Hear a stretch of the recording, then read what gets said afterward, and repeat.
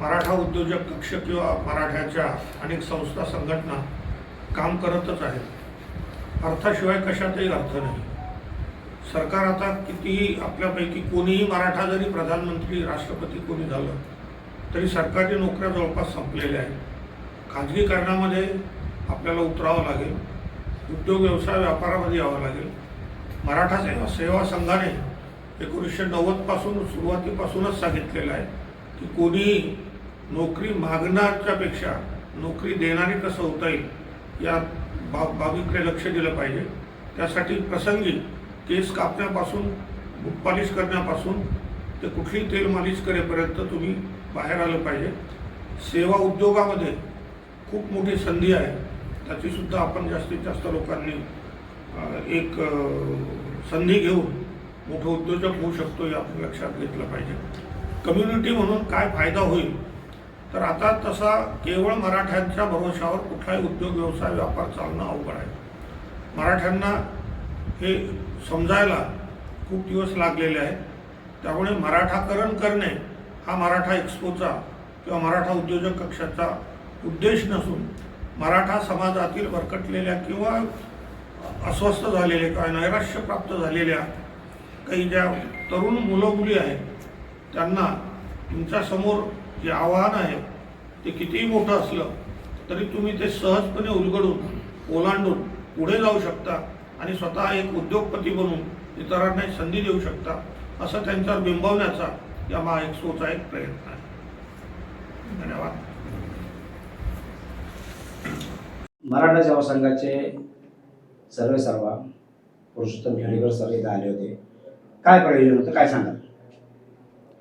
जय जिजाऊ, मी अर्जुन खामकर, मराठा उद्योजक कक्षाचा पुणे जिल्हा अध्यक्ष। खेडेकर साहेबांची विजिट यासाठी होती की उद्योजक कक्षाची तयारी कुठपर्यंत किती आणि कशी झालेली आहे।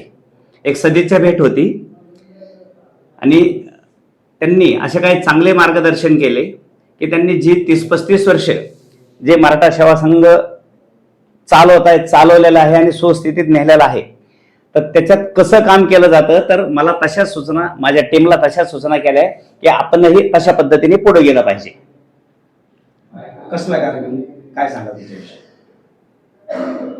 मराठा सेवा संघ प्रणित की जे आपले योग पुरुष पुरुषोत्तमजी खेडेकर मराठा सेवा संघ संस्थापक अध्यक्ष यांनी जे काही मराठा उद्योजक कक्ष निर्माण केलेला आहे तर त्या कक्षामार्फत जो मराठा सेवा संघ प्रणित आहे तो मराठा उद्योजक कक्ष येत्या 15, 16, 17 आणि 18 ऑक्टोबर रोजी आपल्या मोशी या ठिकाणी मोठा भव्य असा ग्लोबल एक्सपो घेत आहोत आणि त्या एक्सपोमध्ये म्हणजे तरुणांनी, नवउद्योजकांनी मोठ्या संख्येने कसं येतील याच्यासाठी आम्हाला मार्गदर्शन केलं।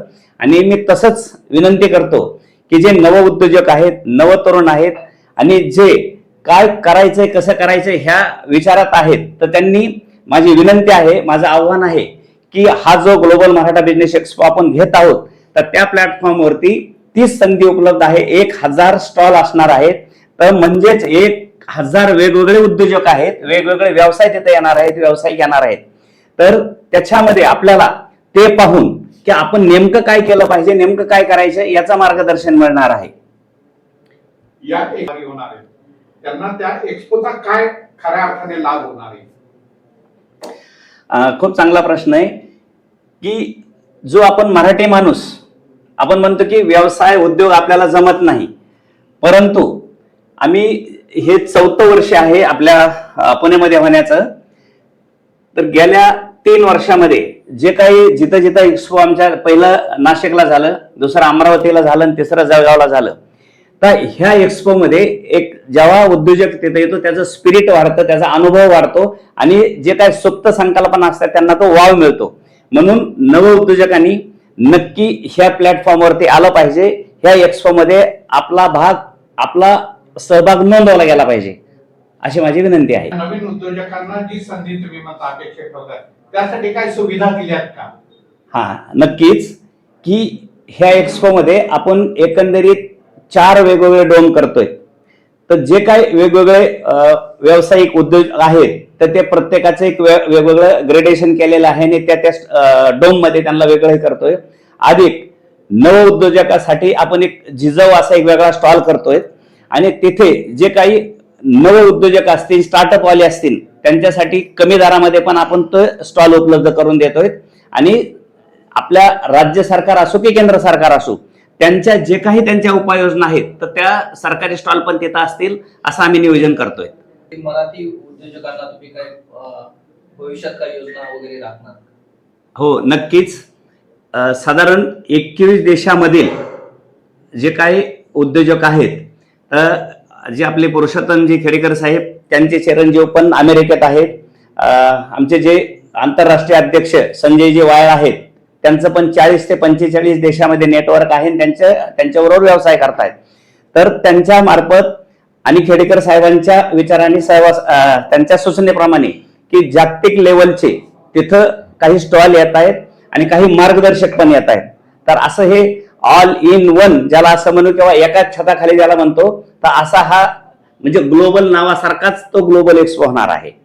तरी एमओयू करण्याची आणि ह्याची करण्याची संधी पण काहीतरी उपलब्ध करून दिली, काय सांगाल त्याबद्दल? होय की संजयजी जे वायल सर आहेत आमचे आंतरराष्ट्रीय अध्यक्ष, त्यांनी त्याच्यावरती पण खूप चांगल्या पद्धतीने काम करतायत आणि मॅक्झिमम 100+ आपले एमओयू कसे होतील याच्यासाठी आम्ही सर्व टीम ताकदीनिशी प्रयत्न करत आहोत आणि लोकांचा ह्याच्यासाठी खूप चांगला प्रतिसाद आहे. हो, नक्कीच. नियोजन तशाच पद्धतीचं आहे की जो कोणी आपला प्रत्येक उद्योग, प्रत्येक व्यवसाय करतोय, म्हणजे तो जसं खेडेकर साहेबांनी मगाशी सांगितलं की अगदी बुटाच्या पॉलिश पासून डोक्याच्या मालिश पर्यंत जे काही आपले व्यवसाय उद्योग आहेत तर ते प्रत्येकाला आम्ही कनेक्ट करून देण्याचं काम करतोय. आणि एक्सपो मध्ये पण तसे वेगवेगळे नियोजन केलेले असतील, तसे आपल्याला मार्गदर्शन करणारे, अधिक एमओयू करणारे, अधिक आपल्याला मदत करणारे लोक तिथं उपलब्ध असतील. तर ग्रामीण मधल्या नव उद्योजकाला पण खूप चांगली संधी आहे. तर मी त्यांना आव्हान करेन की अशी संधी आपल्या ह्याच प्लॅटफॉर्मवर आहे, राज्यभरातून आहेत. मी एक उदाहरण म्हणून सांगतो की चायनामध्ये एक आपली मराठी मुलगी आहे, तर तिने तिथनं 6 स्टॉल बुक केलेले आहे. तर तिचं वैशिष्ट्य असं आहे की जसं आपण एक्झाम्पल म्हणतो की सोयीपासून तर तुमचा मोठा कुठलाही प्रोजेक्ट असेल तर ती तुम्हाला इथं महाराष्ट्रात, देशात कुठेही ती इन्स्टॉल करून देते. एवढी मोठी ह्या नव उद्योजकांची ताकद आहे. तुम्ही ग्रामीण भागात करता, ग्रामीण भागात एखादा असा उदाहरणार्थ एखादा असा काही धंदा बिझनेस आहे का ज्यांची चुणूक तुम्हाला पाहायला मिळेल? नक्कीच सर. जसं की एक्झाम्पल आपण ज्वारी, बाजरी आपण रोजच भाकरी खातोय. तर ज्या वेळेला आम्ही जालन्यामध्ये गेलो तर अगदी कमी वयाचे उद्योजक, तर त्यांनी ज्वारीपासून बनवणारा चिवडा, जे की नामांकित चिवड्याला पण तो महाग ठेवेल असा चौदा, त्याच्यापासून बनवणारे मुरमुरे, त्याच्यापासून बनणारे बिस्किट्स, अशा अप्रतिम पद्धतीचे त्यांनी क्वालिटी निर्माण केलेली आहे. आणि आम्ही त्यांना तोच शब्द दिलाय की तुम्ही तिथं नुसतं तालुक्याच्या ठिकाणी गावात न करता तुम्हाला जागतिक बाजारपेठ कशी उपलब्ध होईल त्याच्यासाठी आम्ही त्यांना आव्हान केलं आणि त्यांनी चांगला प्रतिसाद दिलेला आहे. आणि चांगल्या पद्धतीचे चांगले स्टॉल त्यांनी बुक केलेले आहेत लगेच. उद्योगासाठी तसेच आहे. आमचे जे संजयजी वायल सर आंतरराष्ट्रीय अध्यक्ष आहेत, तर त्यांनी 20% स्टॉल आणि 20% त्यांच्यासाठी स्टॉलची किंमत कमी केलेली आहे. अधिक प्युअर महिलांसाठी म्हणून आपला जो जिजाऊ एक हॉल होतोय, तिथं सगळे आपल्या नव उद्योजक महिलाच असतील आणि त्यांच्यासाठीच तो एक नवीन आपण तो हॉल तयार केलेला आहे.